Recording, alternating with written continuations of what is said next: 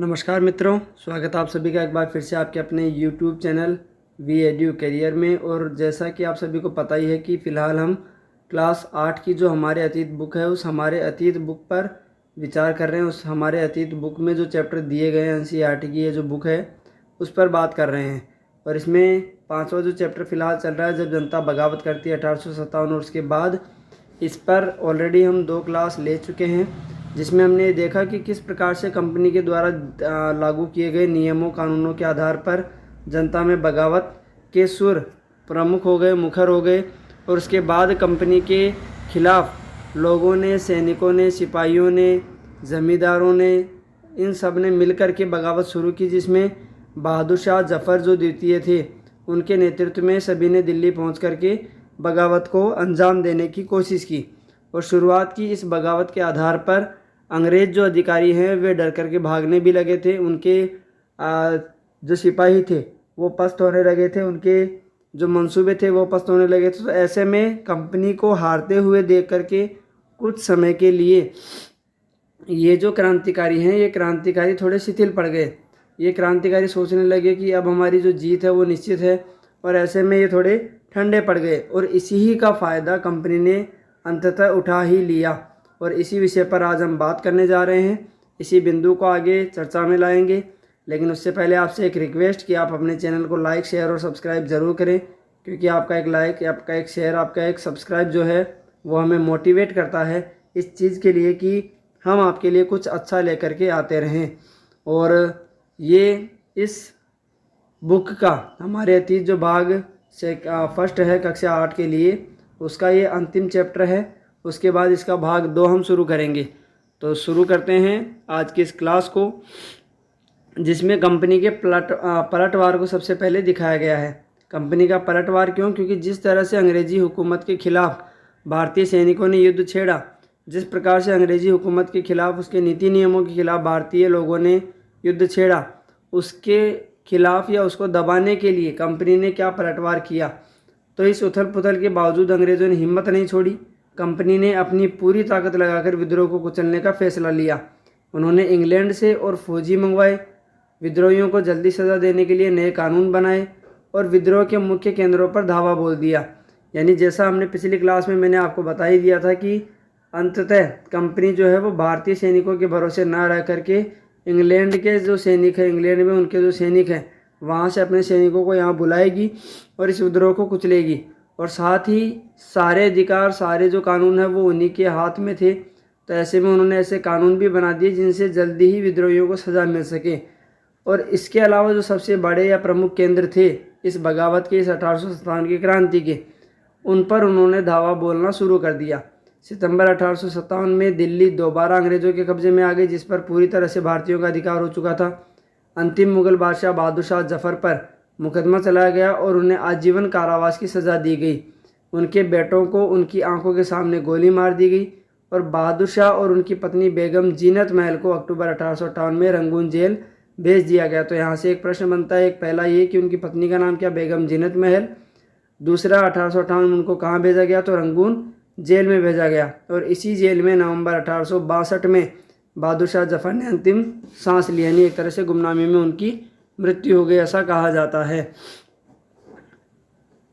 नीचे यहाँ पर बगल में एक छोटी सी लाइन दी गई है जिसमें लिखा गया है कि शुरू में अंग्रेजी सेनाओं को दिल्ली की भारी किलेबंदी को तोड़ने में मुश्किल हुई, क्योंकि जिस तरह से क्रांतिकारियों ने वहाँ पर अधिकार कर लिया था वैसे वो ऐसा नज़र आ रहा था कि अब इसको जीता जाना मुश्किल है। लेकिन 3 सितंबर 1857 को अंग्रेजी सेनाओं को और ज़्यादा हथियार, गोले आदि पहुँचाए गए। ये गाड़ियों पर लदे हुए थे जिन्हें हाथी खींच रहे थे, और उनकी कतार 7 मील लंबी थी। यानी आप इस कतार की लंबाई के आधार पर ही अंदाज़ा लगा सकते हैं कि अंग्रेज़ों ने कितने गोले बारूद का उपयोग किया होगा भारतीय विद्रोह को दबाने के लिए। दिल्ली पर अंग्रेज़ों का कब्जा हो जाने का मतलब यह नहीं था कि विद्रोह खत्म हो चुका था। इसके बाद भी लोग अंग्रेज़ों से टक्कर लेते रहे। हालांकि इसमें राजस्थान का अलग से दिया नहीं गया, वरना राजस्थान की क्रांतिकारी जो सेना थी उसका भी काफ़ी बखान, काफ़ी गुणगान किया जाता है। व्यापक बगावत की विशाल ताकत को कुचलने के लिए अंग्रेज़ों को अगले 2 साल तक लड़ाई लड़नी पड़ी। यानी जो चीज़ 1857 में शुरू हुई वो अगले 2 साल तक चलती रही। मार्च 1858 में लखनऊ अंग्रेज़ों के कब्ज़े में चला गया, यानी पहले दिल्ली और उसके बाद लखनऊ। इस तरह से ये दो बड़ी जगह जो क्रांतिकारियों के अंतर्गत काम कर रही थी, या दो ऐसे स्थान जहाँ पर क्रांतिकारी शरण लिए हुए थे, जहाँ से क्रांतिकारी अपने इस 1857 के बगावत को अंजाम दे रहे थे, वहाँ अंग्रेज़ों का अधिकार हो गया। जून 1858 में रानी लक्ष्मीबाई की शिकस्त हुई और उन्हें मार दिया गया। दुर्भाग्यवश ऐसा ही रानी अवंतीबाई लोधी के साथ हुआ। खेड़ी की शुरुआती विजय के बाद उन्होंने अपने आप को अंग्रेजी फौज से घिरा पाया और वे शहीद हो गई। कौन? अवंतीबाई लोधी। तो इस तरह से 3 जगह या 3 लोगों को इन्होंने अंतिम रूप से हरा दिया। तात्या टोपे मध्य भारत के जंगलों में रहते हुए आदिवासियों और किसानों की सहायता से छापामार युद्ध चलाते रहे। जिस तरह पहले अंग्रेजों के खिलाफ मिली सफलताओं से विद्रोहियों को उत्साह मिला था, उसी तरह विद्रोही ताकतों की हार से लोगों की हिम्मत भी टूटने लगी। यानी जैसे शुरुआत में क्रांतिकारियों ने बगावत के सुर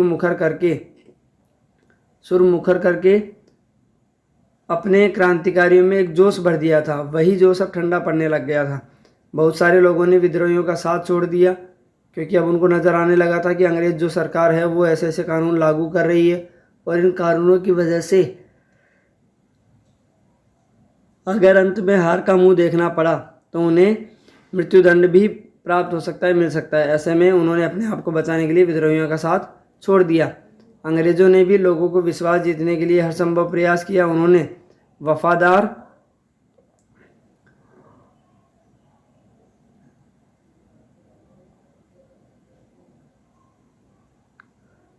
वफादार भूस्वामियों के लिए इनामों का ऐलान कर दिया, ताकि वो जो भूस्वामी हैं वे क्रांतिकारियों का साथ देना बंद कर दें।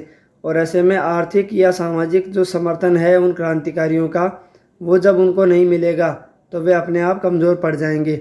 उन्हें आश्वासन दिया गया कि इनको भूस्वामियों को कि उनकी ज़मीन पर उनके परंपरागत अधिकार बने रहेंगे। जिन्होंने विद्रोह किया था उनसे कहा गया कि अगर वे अंग्रेज़ों के सामने समर्पण कर देते हैं और अगर उन्होंने किसी अंग्रेज़ की हत्या नहीं की है तो वे सुरक्षित रहेंगे और ज़मीन पर उनके अधिकार और दावेदारी बनी रहेगी। इसके बावजूद सैकड़ों सिपाहियों, विद्रोहियों, नवाबों और राजाओं पर मुकदमे चलाए गए और उन्हें फांसी पर लटका दिया गया। यानी एक तरह से अंग्रेज़ सरकार की चालाकी थी कि वे कैसे भी बहला फुसला करके उस विद्रोह को कुचल सके, उसको शांत कर सके। और जैसे ही विद्रोह कुचला गया, जैसे ही विद्रोह शांत हुआ, उन्होंने अपने इस वायदे से मुकर करके सैकड़ों सिपाहियों, विद्रोहियों और नवाबों को, राजकुमारों को मृत्युदंड दे दिया। उनके ऊपर मुकदमे चलाए गए। विद्रोह के बाद के साल, यानी जिस समय 1857 में विद्रोह हुआ, उसके बाद 1858 में विद्रोह शुरू हुआ था। 1858 में अंग्रेज़ सरकार ने किसी प्रकार से अपने यहाँ से सेना बुला करके या उन भारतीय सैनिकों को अपने विश्वास में लेकर के, भूस्वामियों को अपने विश्वास में लेकर के वापस अपना शासन प्राप्त करना शुरू कर दिया था। और 1859 में अंग्रेज़ों ने 1859 के आखिर तक देश पर दोबारा नियंत्रण पा लिया था, लेकिन अब वे पहले वाली नीतियों के सहारे शासन नहीं चला सकते थे, क्योंकि भारतीय जनता अब कुछ हद तक जागरूक भी हो चुकी थी और अंग्रेज़ों के मन में भी इस बात का भय था कि अगर हम पहले वाले हिसाब से ही शासन चलाएंगे तो हो सकता है 1857 जैसा विद्रोह फिर अचानक भड़क उठे। अंग्रेज़ों ने जो अहम बदलाव किए वो बदलाव निम्नलिखित हैं। यानी इस 1857 की क्रांति में भले ही हमको हार का सामना करना पड़ा, लेकिन इसकी वजह से कुछ परिणाम ज़रूर ऐसे सार्थक परिणाम सामने आए जिनकी वजह से हम कह सकते हैं कि 1857 का जो विद्रोह है उसमें हमें कुछ सफलता प्राप्त हुई। जैसे ब्रिटिश संसद ने 1858 में एक नया कानून पारित किया और ईस्ट इंडिया कंपनी के सारे अधिकार ब्रिटिश साम्राज्य के हाथ में सौंप दिए। यानी अभी तक कंपनी हमारे यहाँ पर शासन कर रही थी और अब आगे जो नियम लागू किए गए उसके आधार पर ब्रिटिश साम्राज्य हमारे यहाँ पर शासन करेगा, उसके द्वारा भेजे गए अधिकारी हमारे यहाँ पर शासन करेंगे, ताकि भारतीय मामलों को ज़्यादा बेहतर ढंग से संभाला जा सके। ब्रिटिश मंत्रिमंडल के एक सदस्य को भारत के मंत्री रूप में नियुक्त किया गया। उसे भारत के शासन से संबंधित मामलों को संभालने का जिम्मा सौंपा गया। उसे सलाह देने के लिए एक परिषद का गठन किया गया जिसे इंडिया काउंसिल कहा जाता था। भारत के गवर्नर जनरल को वायसराय का ओहदा दिया गया, यानी जो भारत का गवर्नर जनरल होगा, जो प्रमुख होगा, सबसे प्रमुख, उसको वायसराय कहा गया। इस प्रकार उसे इंग्लैंड के राजा रानी का निजी प्रतिनिधि घोषित कर दिया गया कि अगर भारत में किसी तरह का कोई परिवर्तन करना है शासन प्रणाली में, तो वह सीधा इंग्लैंड के राजा रानी से संपर्क करेगा और यहाँ उस नियम को लागू करने के पक्ष में अपना पक्ष रखेगा। फलस्वरूप अंग्रेज सरकार ने भारत के शासन की जिम्मेदारी सीधे अपने हाथों में ले ली। यानी जो शासन अभी तक अंग्रेज सरकार की जगह अंग्रेज कंपनी चला रही थी, ईस्ट इंडिया कंपनी चला रही थी, उसी शासन को अब कौन चलाएगा? सीधा ब्रिटिश क्राउन चलाएगा। और ब्रिटिश क्राउन के द्वारा इस शासन को चलाने का मतलब ये था कि वहाँ जो इंग्लैंड में सरकार है वो इंग्लैंड की सरकार ही भारत में यहाँ के शासन को देखेगी, यहाँ के लोगों के शासन को देखेगी और उचित प्रकार से यहाँ का शासन चलाया जाएगा। यानी केवल अपने लाभ के लिए ना होकर के अब भारत में विकास की लहर भी शुरू होगी। देश के सभी शासकों को भरोसा दिया गया कि भविष्य में कभी भी उनके भू क्षेत्र पर कब्जा नहीं किया जाएगा, जैसे डलहौजी ने किया। उन्हें अपनी रियासत अपने वंशजों यहाँ तक कि दत्तक पुत्रों को सौंपने की छूट भी दी गई। यानी जो दत्तक पुत्रों पर एक पाबंदी लगा दी गई थी, शासन उनका छीनने लग गया था दत्तक पुत्रों के नाम पर, उस शासन को अब वापस लौटाया जाने लगा। लेकिन उन्हें इस बात के लिए प्रेरित किया गया कि वे ब्रिटेन की रानी को अपना आधिपत्य स्वीकार करें। यानी जैसे मुग़ल शासन के दौरान अकबर के समय में हुआ था कि अकबर को अपने शासन का सर्वेसर्वा मानते हुए बाकी सारे राजा उनके अधीन रह करके अपना काम करेंगे, ठीक वैसे भारतीय शासकों के साथ या भारतीय साम्राज्य में अब होने लगा। इस तरह भारतीय शासकों को ब्रिटिश साम्राज्य के अधीन शासन चलाने की छूट दे दी गई। तीसरा जो परिवर्तन हुआ वो क्या? सेना में भारतीय सिपाहियों का अनुपात कम करने और यूरोपीय सिपाहियों की संख्या बढ़ाने का फैसला लिया गया, ताकि अगर भविष्य में, निकट भविष्य में अगर 1857 जैसा कोई विद्रोह वापस से होता है तो पूरी तरह से भारतीय सिपाहियों पर आश्रित न रहा जाए, बल्कि उस विद्रोह को शांत करने या उसको दबाने के लिए यूरोपीय सिपाही जो हैं वो पूरी तरह से अपनी सरकार का समर्थन करें। यह भी तय किया गया कि अवध, बिहार, भारत जो कि वर्तमान मध्य प्रदेश और दक्षिण भारत से सिपाहियों को भर्ती करने की बजाय अब गोरखा, सिख और पठानों में से ज़्यादा सिपाही भर्ती किए जाएंगे, क्योंकि एक तरह से ये स्वामी भक्त होते थे, इसलिए इनको प्राथमिकता दी गई। उसके बाद जो नया परिवर्तन लागू किया गया उसमें चौथा पॉइंट है, मुसलमानों की ज़मीन और संपत्ति बड़े पैमाने पर जब्त की गई। उन्हें संदेह व शत्रुता के भाव से देखा जाने लगा। अंग्रेज़ों को लगता था कि यह विद्रोह उन्होंने ही खड़ा किया था, और उसका कारण ये कि यहाँ पर जब अंग्रेज़ हमारे यहाँ आए तब मुग़लों का शासन था और मुग़लों की ही सत्ता सबसे ज़्यादा छीनी थी। तो ऐसे में अंग्रेज़ों को ये लगा कि शायद मुग़लों की सत्ता छीन गई है, शायद उनको पेंशन वगैरह उस अनुपात में नहीं मिली जिस अनुपात में वे चाहते हैं। तो ऐसे में उन लोगों के द्वारा अंग्रेज़ों को भारतीयों को भड़काया गया होगा। पांचवा बिंदु है, अंग्रेज़ों ने फैसला किया कि वे भारत के लोगों के धर्म और सामाजिक रीति रिवाजों का सम्मान करेंगे। जैसे कि वहाँ था कि ईसाई मिशनरियों को स्थापित करके भारतीयों में ईसाई धर्म का प्रचार किया जा रहा था, तो वो चीज़ें अब नहीं होंगी। छठा जो बदलाव था वो क्या? भूस्वामियों, जमींदारों की रक्षा करने तथा ज़मीन पर उनके अधिकारों को स्थायित्व देने के लिए नीतियाँ बनाई जाएंगी। और इस प्रकार 1857 के इतिहास के बाद इतिहास का एक नया चरण शुरू हुआ, जिसमें हम आगे ये देखेंगे कि किस प्रकार से इस नए चरण में जो 1857 की क्रांति के बाद प्रारंभ हुआ उसमें भारत में विकास की लहर एक तरह से शुरू हो जाएगी। उत्तरी भारत में विद्रोह के कुछ प्रमुख केंद्र जहाँ से विद्रोह शुरू हुआ था, ये सारे उत्तर भारत के ही कुछ क्षेत्र हैं।